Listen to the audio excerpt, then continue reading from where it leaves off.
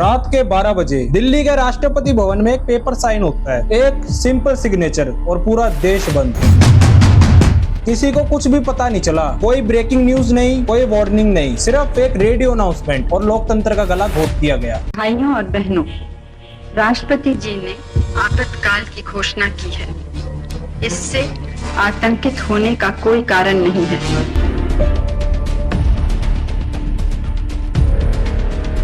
25 जून 1975 भारत सरकार ने emergency declare कर दी। आखिर ऐसा उस दिन क्या हो गया था कि पूरे देश को एक ही रात में ताला लगाना पड़ गया था। पुलिस वालों ने कई घरों पे रात भर छापेमारी की और अटल बिहारी वाजपेयी, जेपी नारायण और एल.के. आडवाणी जैसे कई लीडर्स को गिरफ्तार कर लिया गया। लोग सोए थे लेकिन सुबह तक आजादी सुला दी गई थी और हमारे आज के प्रधानमंत्री मोदी जी भी इसी दौरान सरदार बने घूमते थे। और यहीं से सामने आता है कि इनका पंजाब से आखिर क्या रिश्ता था। प्रेस की जुबान काट दी गई थी, जर्नलिस्ट को जेल में डाल दिया गया था और जनता को कह दिया गया था कि अब सिर्फ सरकार बोलेगी। इंदिरा गांधी ने रेडियो पे आके कहा, the president has proclaimed emergency due to internal disturbance. लेकिन असली डिस्टर्बेंस तो उनकी कुर्सी के नीचे थी। इलाहाबाद हाई कोर्ट ने उनका इलेक्शन रद्द कर दिया था और उसका बदला देश से लिया गया। एक तरफ इंदिरा गांधी और दूसरी तरफ उनका बेटा संजय गांधी। ना कोई पद, ना कोई अथॉरिटी, लेकिन देश की नस इसी के हाथ में थी। रात के अंधेरे में सिर्फ बिजली काट के अंधेरा नहीं किया गया था, देश की सोच, आवाज और संविधान पर भी ताला लगा दिया गया था। ऐसा ही था इमरजेंसी का दौर, ऐसा वक्त जब इंडिया जिंदा था सिर्फ कागजों पे, बाकी सब कुछ अरेस्ट कर लिया गया।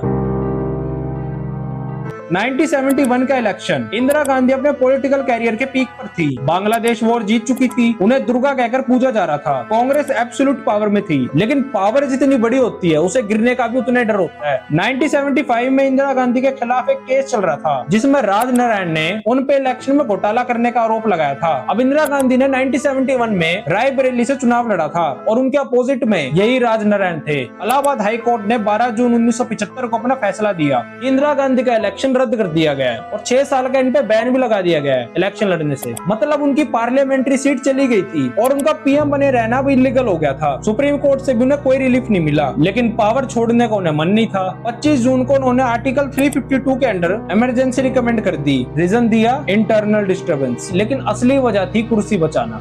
अब इमरजेंसी भी 3 टाइप की होती है। एक है नेशनल इमरजेंसी, जो किसी वॉर या फिर देश में विद्रोह हो जाए तो ये तब लगाई जाती है और 1975 में भी ये वाली लगी थी। दूसरी है स्टेट इमरजेंसी या फिर प्रेसिडेंट रूल और तीसरी है फाइनेंशियल इमरजेंसी। हालांकि ये वाली आज तक देश में नहीं लगी है। बाकी वापिस आते 1975 की इमरजेंसी पे। राष्ट्रपति फरुखुद्दीन अली अहमद ने इंदिरा गांधी से बिना किसी सवाल जवाब करे इमरजेंसी अप्रूव कर दी। पार्लियामेंट की मर्जी, कैबिनेट का अप्रूवल, सब कुछ बाईपास कर दिया गया। इमरजेंसी लगते ही देश का संविधान गायब मोड में चला गया। सिटीजन्स के फंडामेंटल राइट्स जैसे स्पीच, प्रोटेस्ट और इवन बेल लेना भी सब कुछ रद्द कर दिया गया। सबसे पहले टारगेट बने ऑपोजिशन के leaders JP Narayan, Atal Bihari Vajpayee, Morarji Desai, LK. Advani. इन सभी लीडर्स को गिरफ्तार कर लिया गया एक रात में। लगभग 1 लाख से भी ज्यादा लोगों को बिना किसी चार्ज के जेल में डाल दिया गया। प्रेस पे डायरेक्ट सेंसरशिप लगा दी गई। एडिटर्स को भी हर रिपोर्ट पब्लिश करने से पहले सरकार से अप्रूवल लेना पड़ता था। द इंडियन एक्सप्रेस ने प्रोटेस्ट की जगह ब्लैंक पेज छापा था और यहाँ तक कि टाइम्स ऑफ इंडिया का फ्रंट पेज काला हो गया था। और यही था मीडिया का लॉकडाउन। अगर कोई कार्टून इंदिरा गांधी पे बनता था या फिर कोई रिपोर्ट सरकार के खिलाफ होती थी तो वो डायरेक्ट बैन हो जाया करती थी। मतलब देश की हालत नॉर्थ कोरिया जैसी थी।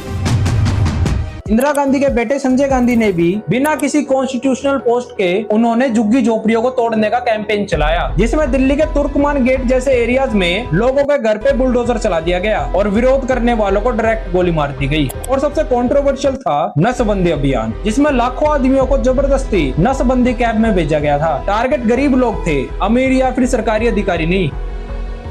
इमरजेंसी ने देश को समझाया कि एक डेमोक्रेसी में कॉन्स्टिट्यूशन ही सब कुछ नहीं होता, उसे चलाने वाले लोगों का कैरेक्टर भी जरूरी होता है। लेकिन फिर से सवाल वही कि इमरजेंसी आखिर लगी क्यों थी। 1973 और 74 में जेपी मूवमेंट आया था। आम आदमी इंदिरा गांधी के खिलाफ सड़कों पे आगे थे। बिहार और गुजरात में मैसिव प्रोटेस्ट हुए। नारा था संपूर्ण क्रांति और डिमांड थी करप्शन हटाओ, सिस्टम सुधारो। इंदिरा गांधी को लगा कि ये सिर्फ आंदोलन नहीं बल्कि उनकी कुर्सी पे सीधा अटैक है। इसी बीच इलाहाबाद हाई कोर्ट का हिस्टोरिक जजमेंट आया था, जिसके बारे में अभी हमने बात की थी थोड़ी देर पहले। अब इस सबका रिजल्ट ये हुआ कि इंदिरा गांधी की सीट चली गई, पीएम बनने का मोरल और लीगल राइट चला गया। और फिर इसके बाद राहुल गांधी की दादी जी ने इमरजेंसी डिक्लेयर करवा दी।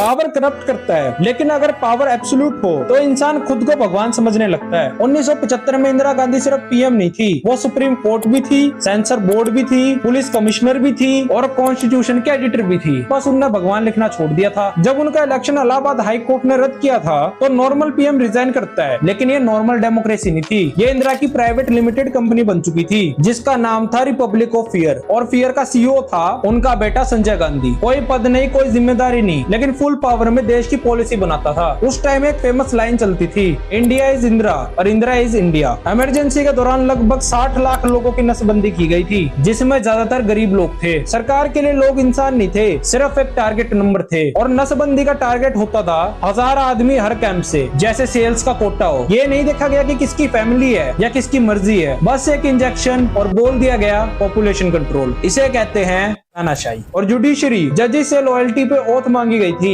एक जज ने तो बोला, अगर एक आदमी को पुलिस गोली मार देती है बिना वजह के तो उसे भी कोर्ट नहीं बुला सकते, क्योंकि इमरजेंसी लगी हुई है। इमरजेंसी ने देश को क्या दिया? एक तानाशाह पीएम, एक प्रेस जो सिर्फ पीएम की भक्ति करा करती थी, एक कोर्ट जो सिस्टम में शट डाउन कर चुका था, और एक जनता जिसे या तो जेल में डाल दिया गया या साइलेंट कर दिया गया। इमरजेंसी में कॉन्स्टिट्यूशन जिंदा था, लेकिन सिर्फ म्यूजियम में। जनता का वोट तो था पर आवाज कैंसिल। लोकसभा तो थी पर लोग बंद थे, और सरकार भी थी लेकिन वो सिर्फ अपने लिए थी। इसे कहते हैं इमरजेंसी, जब देश का लोकतंत्र सस्पेंडेड था और लोगों का फ्यूचर भी। और सबसे बड़ी बात, ये सब कुछ लीगल था।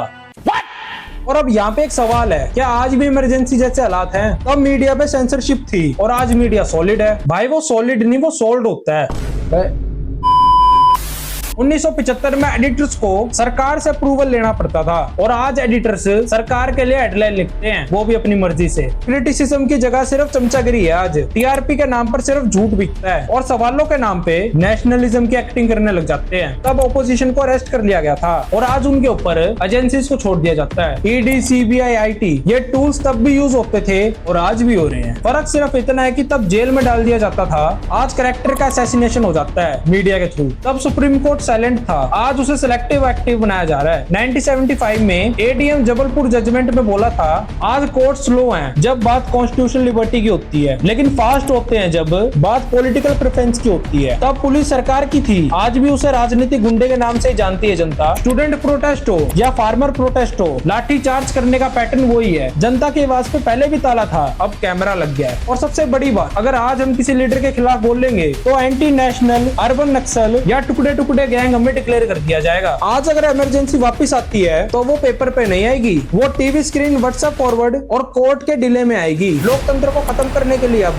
टैंक या जेल नहीं चाहिए, बस जनता की याददाश्त खत्म कर दो, हिस्ट्री भूल जाओ, आवाज दबा दो और एक नैरेटिव रिपीट करो। बस फिर इमरजेंसी का बोर्ड लगाने की जरूरत ही नहीं पड़ेगी। जब कोई देश अपनी हिस्ट्री से नहीं सीखता तो वो उसे रिपीट करने के लिए तैयार होता है। इमरजेंसी एक दिन में नहीं आई थी, वो तैयार हो रही थी सालों से। मीडिया की खामोशी, जनता की चुप्पी, कोर्ट का देर और नेताओं का एरोगेंस, ये सब चीजें मिलकर एक सिस्टम को क्रिएट कर रही थी जिसमें लोकतंत्र सिर्फ एक वर्ड रह गया था। हम सब बोलते हैं कि ऐसा दोबारा नहीं होगा, लेकिन अगर हम वही गलतियां बार बार करते रहे तो क्या गारंटी है कि वो वक्त वापस नहीं आएगा? लोकतंत्र सिर्फ इलेक्शन जीतने का नाम नहीं है। लोकतंत्र का मतलब है सवाल करना, आवाज उठाना और याद रखना। आज अगर कोई नेता या पार्टी आपको हिस्ट्री भूलने पर मजबूर करे, कहे कि वो जमाना तो चला गया, अब नए भारत की सोचो, तो याद रखना, जो देश अपना पास्ट भूल जाता है वो अपना फ्यूचर लिखने का भी हक खो देता है।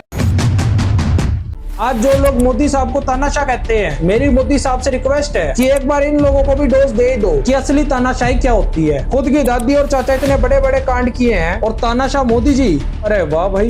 मैं तो तेरे को हरामी समझता था, तो राम निकला रे, देव मानुस निकला। इस वीडियो का मकसद किसी पार्टी, किसी आइडियोलॉजी को सपोर्ट या अपोज करना नहीं है। मकसद सिर्फ इतना था, एक देश जो 1975 झेल चुका है वो 2025 में उसे पहचान सके। आज अगर तुम्हारा नेता तुमसे कहता है कि मुझसे सवाल मत पूछो, तो याद रखना, तुम जनता हो, भक्त नहीं। तुम वोटर हो, गुलाम नहीं। तुम हिंदुस्तानी हो, फॉलोवर नहीं। अगर ये वीडियो देख के तुम्हें लगता है कि तुम्हारे दिल को कोई बात छू गई है, तो इस बात को जिंदा रखना, अपने दोस्तों के साथ शेयर करना और अपने अंदर एक सवाल जिंदा रखना। आज अगर इमरजेंसी वापस आए तो क्या हम वैसे ही चुप रहेंगे या इस बार आवाज बनेंगे?